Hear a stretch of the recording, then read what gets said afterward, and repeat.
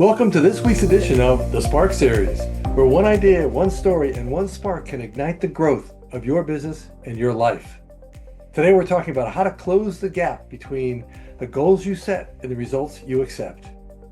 Out of 33 million businesses in this country, 5 million new ones were started last year. But here's the harsh truth. 20% of them fail in the first year, 30% by year 2, and half are gone by year 5. Why? It's not because people don't work hard. It's because of the gap between the goals we state and the goals we accept. Think about it this way. We may say, I'm going to lose 10 pounds this month or this year or whatever. I'll make 200 sales calls this week. I'll grow revenue 5,000 this month. But what happens?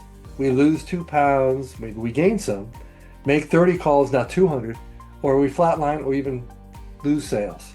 That gap between stated goals and accepted goals becomes a basket of excuses. Too busy, too distracted, too tired. But excuses aren't the real problem. The real issue is that closing the gap between these two requires 3 main ingredients. 1, commitment. The courage to truly go all in and sometimes admit we may need some help. You can't see the picture when you're inside the frame. That's why outside perspective really matters.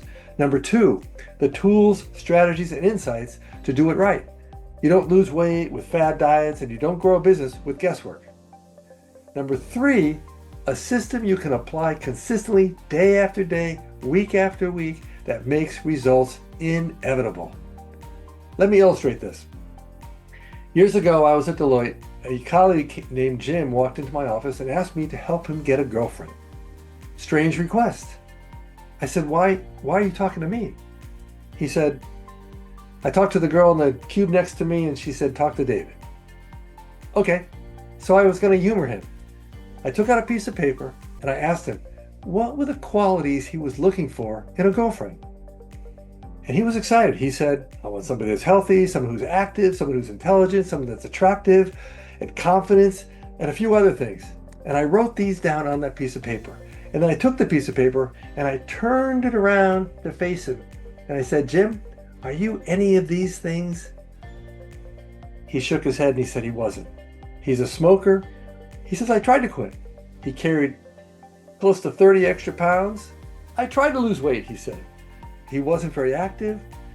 And not to mention the style. His clothes, his glasses, his hair, all outdated. He looked like an accountant, which we all kind of did. I told him, Jim, you need to become the person you want to attract. Learn to love that version of yourself first, and others will love you too.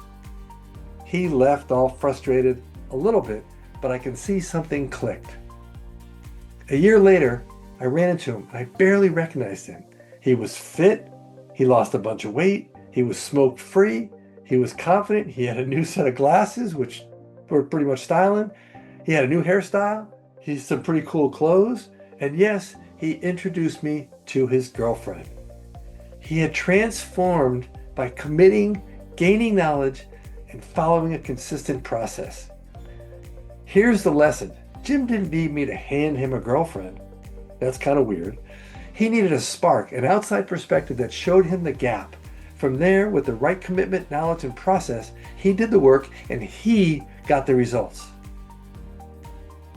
So if you keep setting goals but end up accepting less, it's time to close that gap. Commit fully, seek knowledge, even if it means asking for help. Build a process you can repeat with consistency. Do that, and like Jim, you'll find success comes a lot faster than you think. Sometimes it takes a little spark to ignite something bigger. Thanks for joining me on this week's edition of the Spark Series. Remember, every breakthrough starts with a spark. See you next time.